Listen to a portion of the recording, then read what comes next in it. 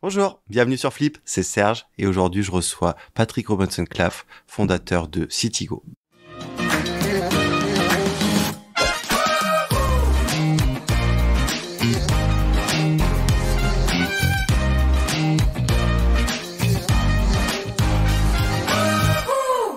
Bonjour Patrick. Bonjour Serge. Comment ça va? Super bien, la journée est fraîche et il y a une belle lumière ensoleillée encore. Très bien. Est-ce que tu pourrais te présenter?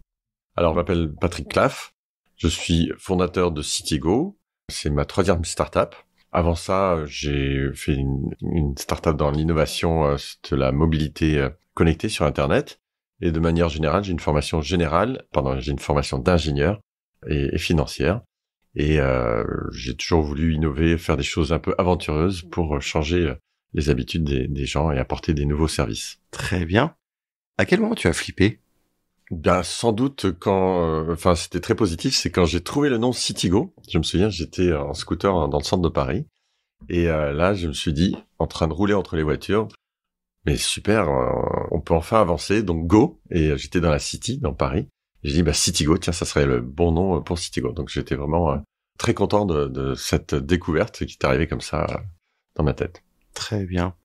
Ça a été quoi après ton parcours avant de monter Citigo? 3e startup, donc celle juste avant, elle s'appelait iBand. C'était un opérateur 3G en Scandinavie, Norvège, Suède, Danemark. Et aussi, on avait une opération aux Pays-Bas. Ça a été très difficile parce qu'on était face à des grands concurrents télécoms. Avant ça, c'était une société qui s'appelait Bizgo, donc on va voir que j'aime le mot Go, qui était un opérateur Wi-Fi, qui a eu la petite heure de gloire d'avoir installé les hotspots Wi-Fi dans tous les McDonald's de France. Et auparavant, j'avais été dans la finance pour financer des centrales électriques en Angleterre. Et encore avant ça, parce que je suis pas tout jeune, j'ai été dans le pétrole chez Schlumberger en Chine, où là, j'étais ingénieur de terrain sur les plateformes. On va parler de Citigo. Justement, est-ce que tu pourrais nous expliquer qu'est-ce que Citigo? Alors Citigo, c'est un peu un rêve que j'avais, c'est de permettre aux gens de faire de l'autostop, mais sans trop déranger les conducteurs, c'est-à-dire en pouvant leur dire à l'avance où est-ce qu'ils allaient. Comme ça, on n'a pas besoin de s'arrêter. Surtout pour se déplacer en banlieue, où il y a des millions de personnes qui se déplacent tous les jours, et qui se déplacent dans tous les sens surtout, afin de pouvoir aller plus vite à leur destination. Donc ça, c'est le côté passager. Et côté conducteur, c'est de donner un coup de main, attraper un sourire et aussi raconter un peu une histoire de sa vie, comme on le fait là maintenant, se passer des bons plans. Et puis bien sûr, conducteur, je suis en voiture, je dois payer l'essence, l'entretien, les pneus. C'est récupérer ce que je dis toujours, un billet pour faire ce covoiturage en banlieue. D'où te vient ce rêve de vouloir monter justement ce Citigo? J'ai toujours eu ce côté voyage aventureux. Mes parents, j'ai pas dit aussi, mais je suis moitié néo-zélandais, moitié français. Donc on a beaucoup voyagé quand j'étais petit. Et je trouve que les voyages, c'est pour ça que les gens vont aussi en vacances, même que ce soit en France ou à l'étranger, c'est de rencontrer des personnes, des nouveaux terrains, des nouveaux territoires, se dire tiens, aujourd'hui j'ai de la chance, j'ai pu voir tel ou tel musée ou animal ou des plantes que j'avais jamais vues, ou dans le cadre du covoiturage ou de l'autostop, ce que j'ai fait aussi pas mal quand j'étais plus jeune, rencontrer quelqu'un. Je me souviens en Australie avec le ministre de l'Éducation dans sa limousine pour discuter de plein de choses, et je trouve ça toujours vraiment sympathique de jeter au hasard et on trouve des choses. Et puis aussi l'idée c'était d'aider des personnes à se déplacer. Je trouve que donner un coup de main aux gens quand tu peux, c'est toujours sympa, et au-delà de l'argent, les gens sont vraiment très reconnaissants et ça leur donne un super coup de main. Très bien. Et justement, comment se positionne Citigo par rapport au transport en commun, justement, qu'on peut prendre tous les jours? Alors, le transport en commun, c'est quelque chose qui est hyper efficace quand même si c'est vrai que parfois ça tombe en panne, comme on l'a vu aujourd'hui. C'est pas très cher en réalité, parce que c'est subventionné à hauteur de 80%, surtout quand on regarde les coûts et les investissements en banlieue. Mais malheureusement, il y a à peu près 50% de la population en périphérie des grandes villes qui n'a pas accès à un transport en commun rapide. Et surtout, quand tu veux faire du banlieue-banlieue, c'est plutôt mort. Parce que les bus, à la limite en courant, tu vas aller aussi vite qu'un bus. Mais en vélo, tu vas peut-être même le dépasser pour faire du banlieue-banlieue. Et de ce point de vue-là, c'est très complémentaire au transport en commun. Mais est-ce qu'aujourd'hui, par exemple, Citigo se place en tant que concurrent des transports en commun, ou c'est une offre complémentaire, par exemple? Vraiment complémentaire. On peut pas concurrencer quelque chose qui est subventionné ou avec son pass Navigo à 80 € ou même 120 € comme c'était autrefois. On va sauter dans 5-10 métros à l'affilée pour se balader toute la journée. Mais ça va être par contre pour aller plus vite à ta destination, quand justement le transport en commun va être très lent. C'est-à-dire, au lieu de mettre 1 heure, tu vas mettre 20 minutes. Mais j'imagine que les VTC ou les taxis, ça pas exactement la même offre que Citigo. Tout à fait, sachant que le VTC, lui, s'adresse en plus à une clientèle plutôt aisée, voire business, très concentrée dans le centre-ville, et aussi très concentrée sur des trajets vers l'aéroport ou les gares, sachant que c'est pas une mauvaise idée de prendre un service professionnel quand tu vas arriver à l'heure pour prendre ton train ou ton avion. Le covoiturage, il va pas être très fiable en termes d'horaire. Il va aussi s'adresser à des personnes, que ce soit conducteurs ou passagers, qui ont pas le même budget pour se déplacer. Et justement, si je te demandais, c'était quoi les avantages à utiliser Citigo pour ces déplacements? Alors, il y a toujours 2 côtés dans le covoiturage, le conducteur et le passager. Si on commence par le conducteur, qui finalement est au cœur du covoiturage, lui va pouvoir, sans dévier de son trajet, économiser, récupérer 4, 5, 10, jusqu'à 150 € par mois, voire plus s'il en fait plus souvent, pour payer et financer l'entretien de sa voiture et son essence. En plus, le petit bonus, c'est qu'il va rencontrer des gens. On a quand même tout un système de profiling qui fait qu'il y a des notes, il y a des commentaires, donc on sait qu'on se retrouve pas avec Freddy des films d'horreur dans la voiture. Et côté passager, il y a aussi cette même confiance et on va savoir avec qui on se retrouve. Et puis, bien sûr, on va arriver plus vite pour pas cher et de manière très confortable à sa destination de banlieue à banlieue principalement, et aussi banlieue à centre-ville quand c'est pas bien desservi par les transports en commun. D'accord. Je lisais en préparant ces questions justement un article sur Citigo et tu as dit que vous arriviez à anticiper les besoins de vos utilisateurs, notamment grâce au machine learning. Comment vous faites ça? Alors, c'est un peu le propre de l'ère numérique et de l'information dans laquelle on vit tous aujourd'hui.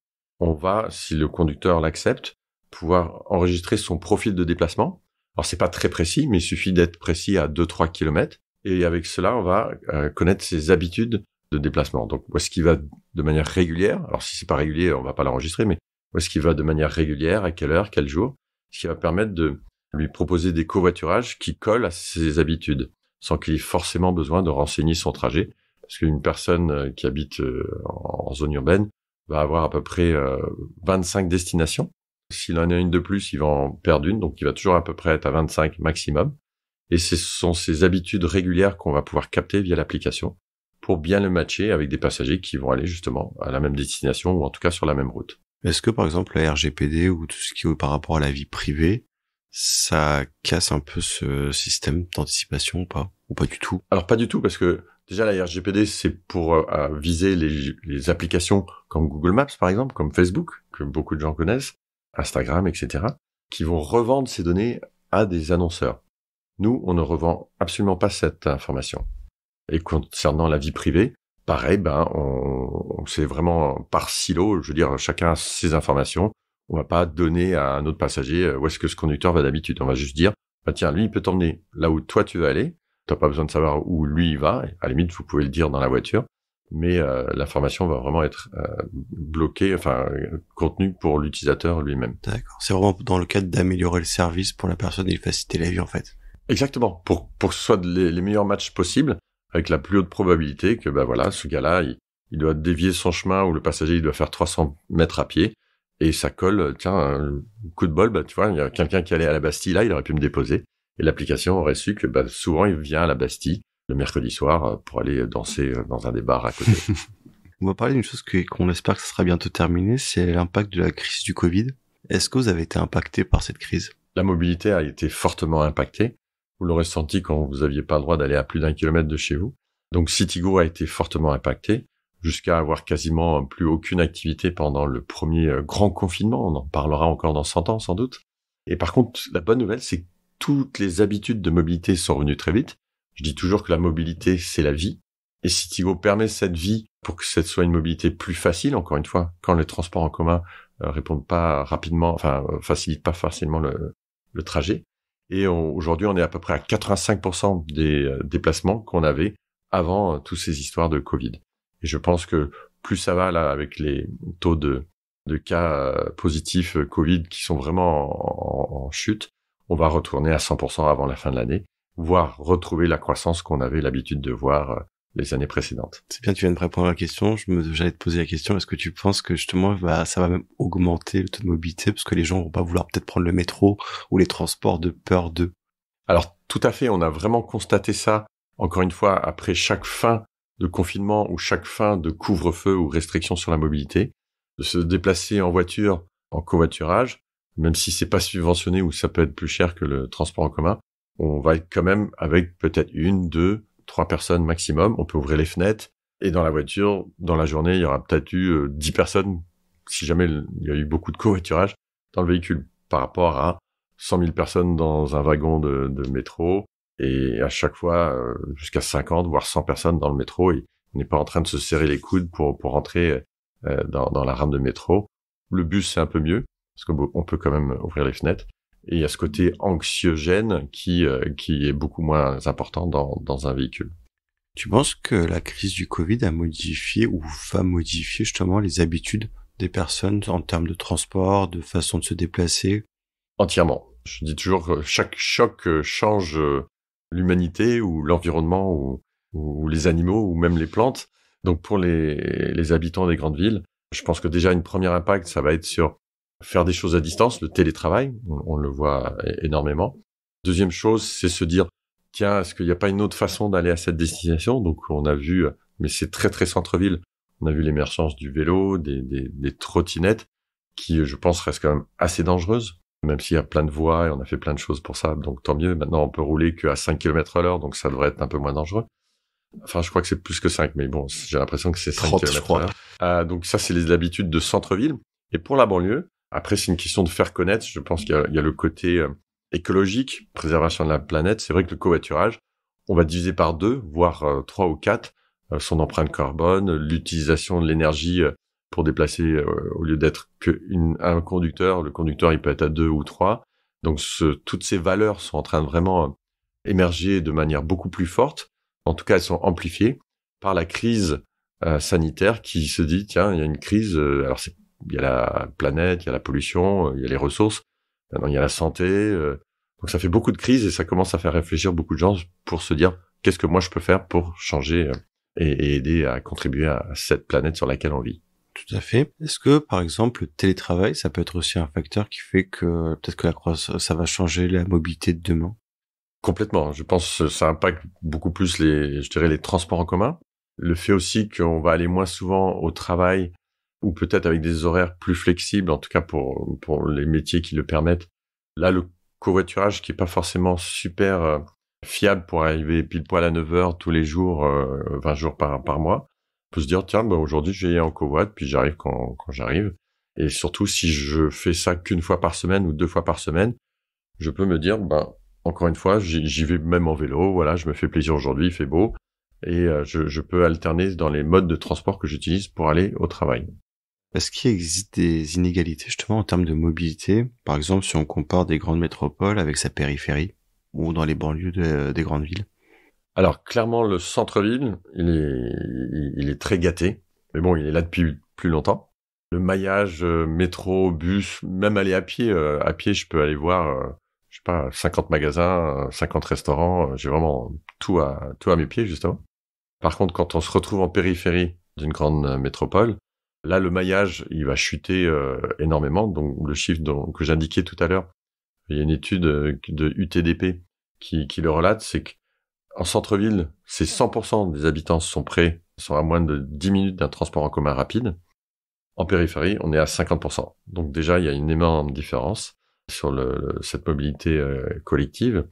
Et puis après, bien sûr, en périphérie, vous n'avez pas 50 magasins ou 50 restaurants près de chez vous. Donc, il va falloir aller plus loin pour aller trouver ce que vous cherchez. Et d'ailleurs, même 80% des habitants habitent en périphérie des grandes villes. Donc, ça veut dire, si ça se trouve, vos amis, votre famille, elle n'est pas dans le quartier à côté de vous comme certains peuvent avoir ça s'ils sont en centre-ville. Elle va se trouver à 5, 10, voire même 30 km de chez vous dans une autre partie de la banlieue. Et justement, c'est quoi les enjeux pour améliorer la mobilité justement dans la périphérie des grandes métropoles? Alors ça, c'est un beau challenge, un beau casse-tête. Au niveau de l'urbanisme et du travail, c'est vrai que c'est peut-être là où il y a plus de choses à faire et justement le travail à distance où déjà là, on peut faire énormément parce que tout le monde en général va travailler le matin entre 8h et 9h et rentre entre 18h et 19h. Donc ça fait une concentration de personnes et plein de bouchons sur les routes. Si on arrive à soit moduler les heures de travail, où on n'a pas besoin d'arriver au travail à 9 heures, mais on peut arriver à 10 heures, voire même 11 heures, en ayant travaillé à distance avant. C'est déjà un point d'amélioration pour désengorger les routes aux heures de pointe. Deuxième chose, c'est pouvoir travailler près de chez soi. Donc, pas être obligé d'aller à la Défense, où je crois qu'il y a 150 000 ou peut-être même plus 300 000 travailleurs. C'est de travailler près de chez soi, donc on peut y aller à pied, en vélo. Donc, réduire encore une fois l'impact de la mobilité. Et c'est vrai qu'on trouve quand même beaucoup de centres commerciaux en banlieue, donc ça, c'est sympa. On n'est pas obligé d'aller dans le centre de Paris ou à la Défense non plus pour aller faire ses courses. Et sinon, sur le côté privé et loisirs, j'avoue que là, c'est un plus gros challenge. Mais comme c'est éparpillé sur les 7 jours de la semaine et on va dire les 20 heures de la journée où il n'y a pas de bouchon, on arrive à se déplacer encore relativement rapidement sur les routes, voire même sur tous les trajets qui sont organisés avec les transports en commun quand c'est en ligne droite. Et c'est vrai qu'aussi le Grand Paris Express, qui met beaucoup de temps à construire et qui nécessite beaucoup d'investissement, mais il commence à contribuer, enfin il va commencer à contribuer à se déplacer en cercle autour de Paris sur une deuxième couronne en quelque sorte.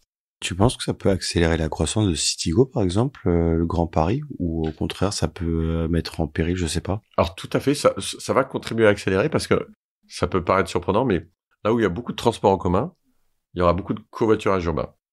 Parce que les gens vont se dire, j'ai pas besoin de prendre ma voiture pour tous mes trajets. Il y en a pas mal qui sont bien desservis justement par les transports en commun. Souvent pour aller au travail, parce qu'on va se dire, mon travail est là, bah, je vais habiter là. Comme ça, j'aurai juste une ligne directe et j'ai pas besoin de changer 3 fois. Et du coup, j'achète pas de voiture. Et pour mes loisirs, tiens, j'ai pas de voiture, mais j'aimerais bien aller rapidement voir ma copine ou ma cousine ou aller faire du shopping. Et ben là, le covoiturage, ça pourrait bien répondre à mon besoin. Et du coup, plus il y a des transports en commun, plus il y aura en tout cas du covoiturage urbain pour faire un bon mix des modes de transport. C'est marrant, tu parlais de la Défense, justement, ce grand quartier historique pour le business, mais depuis la fin de la crise du Covid, il paraît que c'est en train de déserter, justement, ils sont en train de rendre les bureaux, parce que finalement, ils se sont rendus compte que on pouvait très bien faire du télétravail à côté. C'est comme un changement de mentalité, c'est-à-dire que les gens vont peut-être s'organiser différemment, non? Tout à fait, tout à fait. Bah, ça, c'est le choc de cette crise sanitaire qui a bousculé les habitudes, surtout des employeurs, parce que c'est vrai que il faut faire plus confiance à ses salariés, mais au-delà de la confiance, il faut avoir des nouveaux outils de collaboration à distance. Donc il y en a plein, nous on en connaît bien, mais on est une start-up, on existe depuis quelques années seulement. Et pour des entreprises qui ont 10 ans, 20 ans, 50 ans, voire 100 ans, c'est pas évident de dire, tiens, on va mettre tous ces outils super gadgets là, on a l'impression que c'est des Facebook pour pros. Je prends Slack comme exemple, voilà, c'est un des plus connus. Et ça va marcher. Sachant que je pense qu'il y a quand même un grand besoin de maintenir un lien humain en direct, en physique, pour maintenir des cultures, éviter les susceptibilités des uns et des autres. Parce que quand on dit tiens, t'as pas fait ça, à distance, par écrit, ça peut être pris très différent que si la personne est à côté de toi, pour pas être trop vexatoire ou être pris dans le mauvais sens, quoi. Ouais, mais la multiplication des outils, c'est encore un autre problème. On fera peut-être un podcast là-dessus. Oui. C'est qui les acteurs justement qui doivent jouer un rôle dans la mobilité de demain pour améliorer la mobilité autant en centre-ville que dans la périphérie et dans les grands axes? Alors, je dirais il y a 3 grandes catégories. La première, c'est les institutions gouvernementales, qui peuvent créer un cadre fertile au planning, mais ça ils le font au mieux qu'ils peuvent depuis longtemps. Et aussi à la capacité une deuxième catégorie, enfin les 2 autres catégories plutôt, à des entreprises pour leur permettre d'innover. Et les entreprises qui doivent innover sont les grosses entreprises anciennes qui sont là depuis longtemps, qui sont soit dans le transport en commun, soit dans les technologies que les opérateurs de transport en commun utilisent, et aussi celles qui sont dans les transports individuels, donc les constructeurs automobiles, de scooters aussi. Et la troisième catégorie, c'est les startups qui vont parfois avoir un succès, parfois pas, mais bon, chaque échec est une manière d'apprendre pour les personnes qui sont vraiment dans l'innovation dans ce monde startup, sachant que d'autres startups peuvent bénéficier des échecs des autres en se disant ah oui, ça c'est pas une bonne idée, faut pas le faire, en tout cas pas comme ça.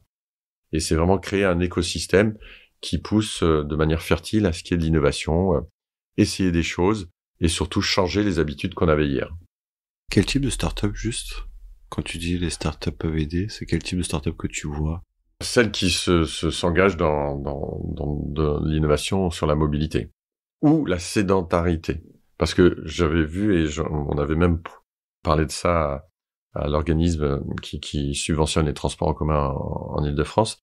C'était de dire, au lieu d'imaginer qu'on va covoiturer pour aller au travail, ce qui serait peut-être plus efficace et plus bénéfique, c'est de encourager à ce qu'il y ait des bureaux près de là où habitent les gens, en banlieue, pour travailler à distance. Et finalement, ça commence à émerger, donc c'était pas mon idée, c'est pas moi qui l'ai inventé. Mais je sentais que j'avais dû lire quelque chose, et ça avait l'air intelligent, et je pense qu'on le voit, on voit des hôtels reconvertir leurs chambres d'hôtel en bureaux partagés, et tout ça pour permettre que les gens soient pas obligés, je prends encore l'exemple, désolé pour la Défense, mais pas obligés d'aller à la Défense, on peut trouver des petits bureaux pas loin de chez soi, à Chaville, à Rueil, à Cergy, ou à Issy-les-Moulineaux, voilà, sans avoir à faire les 10, 20, 30 kilomètres en voiture ou en transport en commun. Très bien. Est-ce que, par exemple, en termes innovation sur l'infrastructure des routes, ça peut apporter encore une plus-value ou pas? Alors, oui, on voit, on parle un peu pour ma paroisse, mais on voit la possibilité d'utiliser les bandes d'arrêt d'urgence là c'est plutôt les 4 voies, pour autoriser aux heures de pointe, ou peut-être à d'autres heures de la journée, quand il y a des bouchons, des véhicules qui ont plusieurs personnes à bord, comme le covoiturage, ou juste des personnes qui ont dit on va y aller à plusieurs, ou une famille qui se promène par rapport à un conducteur qui lui est tout seul, sachant que c'est à peu près 90% des conducteurs qui sont tout seuls, malheureusement. Donc ça, c'est un exemple. On le fait aussi pas mal, c'est la signalétique, mais bon, maintenant il y a tellement d'applications pour indiquer de chemin plus optimum pour arriver à sa destination rapidement, et peut-être par cela réduire les bouchons. Mais j'avoue, je suis pas encore assez calé sur des technologies sur les routes. Et je crois qu'il y avait celle d'Elon Musk à The Boring Company, tu sais, c'est le système où quand tu vois qu'il y a des embouteillages, tu mets ta voiture, normalement c'est destiné au Tesla ou à la base, oui. Tu mets ta Tesla sur une plateforme, tu descends au sous-sol et en fait Exactement. Tu roules au sous-sol pour arriver quelque part d'autre. J'ai bien vu ce programme-là. Je me suis dit que ça paraissait un peu coûteux, parce qu'il y aurait peut-être un bouchon pour descendre dans le tunnel et puis après un bouchon pour sortir du tunnel. Mais c'est clair que ça, c'est typiquement un exemple d'un truc qu'il faut essayer. Et puis si ça marche pas, on se dira on arrête d'essayer les tunnels sous la ville pour éviter les bouchons. Je pensais par contre à un autre truc que j'ai vu, c'est des espèces de bus ou tramways, je sais pas, qui sont sur des énormes pattes et qui roulent au-dessus des voitures. Vu, ça. Mais ça, je crois que c'est une vidéo un peu science-fiction qui a été faite en Chine. Alors je sais pas s'ils l'ont vraiment fait, mais c'est un truc chinois, ouais. Oui, j'ai pas vu de truc physique, mais voilà, c'est un espèce de concept. On peut emprunter la route, ou en tout cas une partie de la route. Et voilà, il y a un tramway, on va dire, qui lui roule au-dessus de la route ou de l'autoroute, qui permet d'emmener plein de gens alors qu'il y a un bouchon. Et tout ça sans occuper trop de place comme une voie bus sur la route elle-même ou sur les voitures individuelles. La mobilité durable et écologique, c'est une des voies sur laquelle on doit réfléchir pour les prochaines années. Complètement. Mais moi, je pense qu'on y réfléchit déjà depuis que la voiture existe quasiment. Déjà par l'efficacité des moteurs. On est loin je pense que les premiers moteurs, ça devait consommer 100 litres au 100, ou pas loin. Dans les années 70, il y avait tous ces grosses voitures, c'était plus américain qu'européen, mais tous ces gros V8 qui consommaient 50 litres au 100. Maintenant, on a quand même des voitures qui consomment 5 litres au 100, y compris en ville, avec des moteurs très efficaces. Après, il y a aussi tout ce qui est électrique, où là, il y a toujours le débat c'est vrai que ça pollue pas, mais il faut quand même faire l'électricité quelque part, avec des batteries, des métaux rares. Et le plus intéressant, je trouve, c'est le vélo électrique, enfin vélo à assistance électrique, où là, on peut vraiment faire un petit match vraiment sympa. Que le vélo, souvent, ce qui est un frein, à part aux Pays-Bas où c'est complètement plat, c'est les côtes. Et là, un petit boost de batterie, c'est assez agréable. C'est vrai que le vélo, ça pèse pas une tonne comme une voiture. Et après, ça peut être vraiment, donc ça, c'est les outils de transport ou les véhicules qui ont des roues. Mais il y a un truc aussi que j'aime bien, c'est assez futuriste. Ça serait dans des voitures automatiques, des espèces de Tesla de demain, où on monte à bord. Et par exemple, nous deux, on pourrait faire cette interview dans une voiture, tout en allant à notre destination, au resto ou au théâtre ce soir. Et puis, quand on arrive, en fait, non seulement on a fait cette interview, Mais moi, je suis arrivé à mon théâtre, donc j'ai plus qu'à sortir de la voiture. J'ai pas vu le temps passer parce que je passe un bon moment. Et toi, bah, tu serais, je sais pas, à 2 pas d'aller au restaurant ou voir un de tes amis. Alors, il y avait un constructeur avec qui travaillait. Alors, c'était une voiture, comme tu dis, en effet. En fait, ils avaient imaginé l'intérieur de la voiture en disant à partir du moment où la voiture est autonome, il faut repenser totalement l'ergonomie et l'interface qu'il y a dedans. Qu'est-ce qu'on peut leur faire faire comme activité? Oui, Bon, t'avais toujours la place du conducteur au cas où par sécurité, mais en fait, ils avaient mis des sièges qui peuvent se tourner et effectivement, une oui. table qui apparaît parce qu'en fait, ça crée des nouvelles tendances. En fait, une voiture, tu vas plus regarder la voiture de la même façon. Ce sera peut-être un lieu de partage, un moment comment dire, de plaisir peut-être même pour Complètement. certaines Bah, comme personnes. un petit salon, quoi. Voilà, et puis tu le vois bien aux États-Unis ou au Canada, des jeunes qui se promènent dans le centre-ville en voiture, en train de boire leur truc et de chanter dans la voiture. Oui. Alors c'est quasiment du karaoke, carpool karaoké. Ah oui, oui. Et en fait, c'était des designers de, je sais plus quelle l'entreprise, je la donnerai pas l'entreprise, que je me rappelle plus exactement. Et ils avaient avoué que pour aller chercher les positions dans lesquelles on pouvait être dans la voiture, ils avaient regardé un des livres les plus anciens qui s'appelle le Kama Sutra. Ah bon? Bah, c'est là où t'as C'est une le idée, plus ouais. grand nombre de positions, en fait. Ah oui, Et pour d'accord. trouver la position, comment les gens peuvent se mettre allongés, debout et tout. Ouais, ouais. Et en fait, ils sont allés chercher dans un livre du Kama Sutra pour trouver Ça, des c'est nouvelles marrant. pratiques ou des nouveaux trucs qu'on pourrait faire dans la voiture et imaginer un peu l'intérieur de la voiture. Ça, c'est intéressant, moi. Je trouvais ça assez incroyable comme histoire. Et moi, je crois que j'ai vu Renault au salon de l'auto il y a 1 ou 2 ans. Là, le siège du conducteur se retournait et ça faisait un petit salon pour discuter avec les autres passagers pendant que la voiture, elle roulait. Et j'avais bien aimé, il y avait une petite signalétique sur la voiture pour que les autres personnes, si jamais elle est sur l'autoroute, sachent que cette voiture, elle est en conduite automatique. Il y a une petite lumière bleue qui allait de droite à gauche pour prévenir de son statut un peu particulier. Il y avait la RATP aussi, je crois, qui avait fait un test. Alors, c'était une voiture autonome, enfin, un bus autonome. Ah, c'est avec Navia peut-être, il y a C'est pas très ça, ouais, je crois longtemps. qu'ils ont mis en test, hein, dans les banlieues, justement, pour Ouais, faciliter le transport. Ils disaient qu'ils pourraient avoir beaucoup plus de bus passants. Et finalement, ce serait peut-être plus facile aussi pour eux, au lieu d'avoir un conducteur. Ils auraient une personne avec un ordinateur et 3 qui gère écrans tout, qui ouais. pourraient gérer. Ça peut mettre en péril, par exemple, ce type d'évolution pour le covoiturage ou pour Citigo. Alors, je pense pas du tout, parce qu'encore une fois, c'est du transport en commun modernisé, mais ça reste du transport en commun. Et l'investissement est quand même relativement lourd. Un bus, c'est déjà cher, mais un bus intelligent qui peut se conduire tout seul et surtout à distance, il va coûter encore plus cher. En plus, il va être plus petit, donc il va pouvoir transporter moins de personnes, peut-être de manière plus efficace, certes. Mais l'autre point, c'est que ça va être principalement dans des zones délimitées, et notamment le centre-ville. Donc nous, il faut savoir que 93% de nos covoiturages, c'est en banlieue ou banlieue vers le centre. Donc ça va vraiment pas impacter, en tout cas pas dans les 10 ans à venir ou les 15 ans à venir. Très bien. Est-ce que tu penses qu'une meilleure mobilité, par exemple dans les périphéries ou entre la périphérie et les centres-villes, ça peut aussi peut-être résoudre des problèmes sociaux qu'il y a? Alors complètement. D'ailleurs, on le voit avec nos utilisateurs. Certains disent ouais, ça leur sauve la vie. Et encore une fois, quand je dis la mobilité, c'est la vie, mais c'est ça. C'est au lieu d'être coincé dans votre quartier, bah là, vous pouvez vous déplacer en 20 minutes, une demi-heure. Vous avez peut-être pas le temps de passer par le centre-ville. En plus, vous vous dites d'aller à Châtelet pour ressortir vers Disneyland ou je ne sais où. Ça va prendre trop de temps et du coup, vous optimisez bien plus votre temps pour vous faire plaisir, pour vos loisirs. Et de ce point de vue-là, ça va aussi permettre des rencontres. C'est toujours une anecdote, mais il y avait une fois une personne qui cherchait un stage et elle a fait un covoiturage avec quelqu'un qui était pâtissier. Enfin, pardon, elle voulait faire un stage dans la pâtisserie. Donc elle a fait un covoiturage avec un pâtissier, puis il a dit, ben moi j'ai une pâtisserie à Bologne. Si vous cherchez un stage, ben vous envoyez-moi votre CV, je peux vous prendre potentiellement à partir de la rentrée. Donc ça permet de rencontrer des personnes, ça c'est du one-on-one dans la voiture, mais aussi de pouvoir bouger plus rapidement, plus facilement.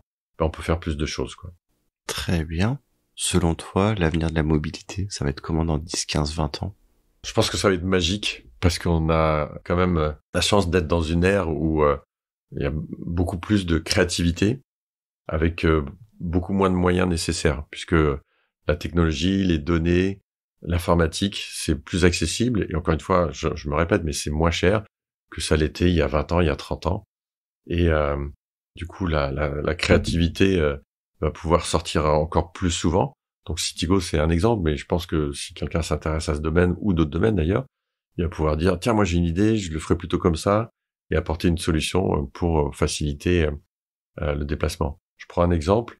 Il y a certes les vélos électriques qui existent, mais il y a des gars qui ont inventé un petit moteur électrique que vous bricolez pour mettre sur votre ancien vélo d'il y a 30 ans et le transformer en vélo électrique, quoi.